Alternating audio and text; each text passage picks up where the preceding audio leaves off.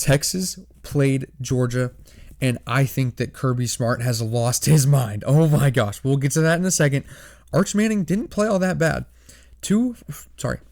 Arch Manning went 27 for 43, 251 yards, a touchdown, and an interception. I don't think this is on Arch Manning. I think part of the issue, the biggest issue with this game, was their offensive line. They ran for 1.5 yards per carry, and they also gave up 3 sacks and 7 tackles for loss. That's on the O-line. That's not good enough. But the second biggest problem was that Texas didn't have the ball. Texas scored a touchdown to make it 14-10. They had all the momentum in the world. Their defense does their job. They get the stop. They get a fourth down. It's like 4th and 1, 4th and 2. 9 times out of 10, that is a punt situation. For whatever reason, it's on their own 30-yard line. And Georgia, Kirby Smart, decides to go for it. Texas has all the momentum. If they get the ball back, they're going to go score. It's 17-14. I think that they could win that game if Kirby Smart chooses to, if Kirby Smart doesn't get that 4th down. I think Texas wins this game. But he got the 4th down.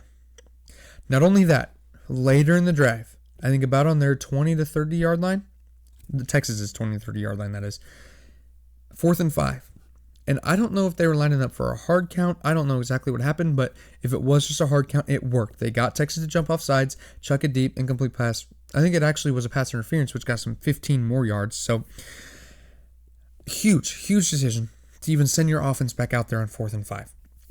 So, 2 crazy decisions on one drive. It's like, oh my God, Kirby Smart might be a genius. And then you're like, okay, so the score's back to 21-10. It's still a 2-possession game. Texas is still down by quite a bit, but they're going to get the ball back. Let's see what they can do. And then they kick an onside kick and they get the ball. What? What was the thought process there? If you're Kirby Smart, why would you give them the ball on your own 30-yard line? They could have scored so easily from that, and yet they choose to kick a onside kick and they get it. What? Did they practice that? I know for a fact that Kirby Smart had to have practiced that. And you know what? I thought just popped into my brain, not written down or anything.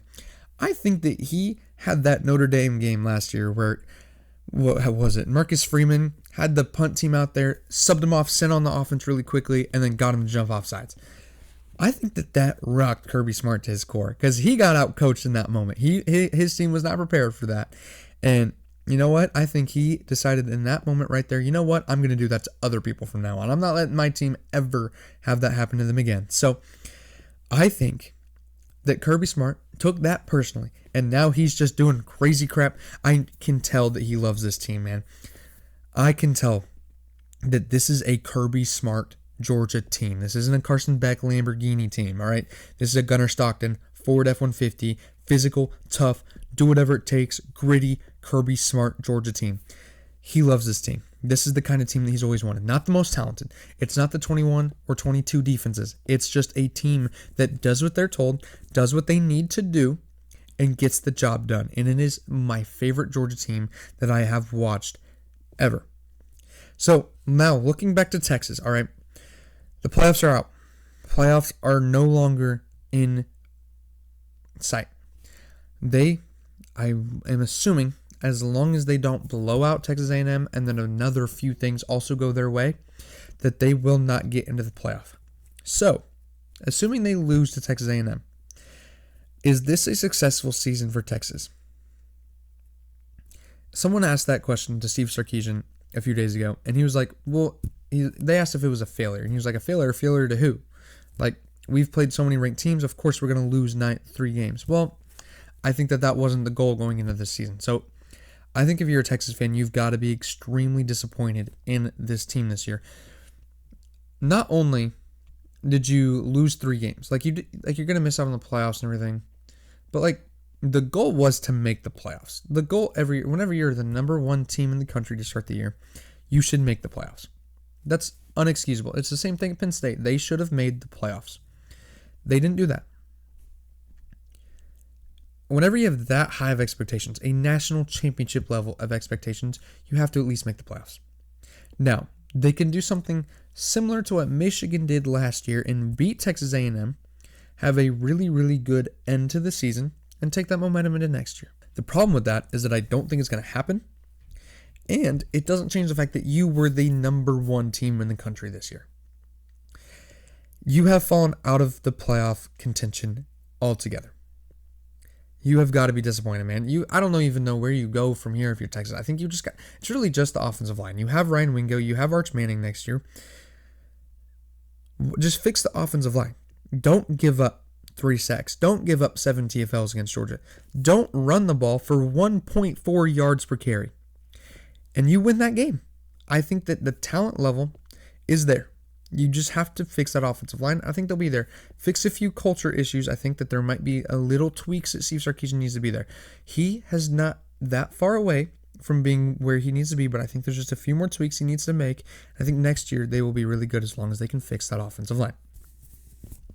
For Georgia, I didn't even talk about the stats and how statistically they did in this game. Gunnar Stockton went 24 for 29, 229 yards, 4 touchdowns, and an interception. Gunnar Stockton played out of his mind. They ran for 3.7 yards per carry as well. I think one of the most important parts of Georgia this year is that their wide receiver room has gotten immensely better than what it was last year. They had 6 guys with 20-plus receiving yards against Texas. That is huge. That would have been complete alien talk to a Georgia team last year. 6 guys with 20-plus receiving yards. Again, the insane decisions that Kirby Smart made, just an insane game. That's exactly what you wanted to see if you're a Georgia fan. My friend that I was talking to about the Kirby Smart being crazy, he is a huge Georgia fan, and we've talked about him on the show before. He loves this team. He told me he loves how this team is playing. I think all Georgia fans will agree with that. This is exactly how you wanted Georgia to look going into the end of the season. And again, if Gunnar Stockton can throw for 229 yards and 4 touchdowns every game, you're going to win the national championship if you're Georgia, okay? That defense just needs to play good, bend, don't break, and I think Georgia is a very, very real national championship contender this year.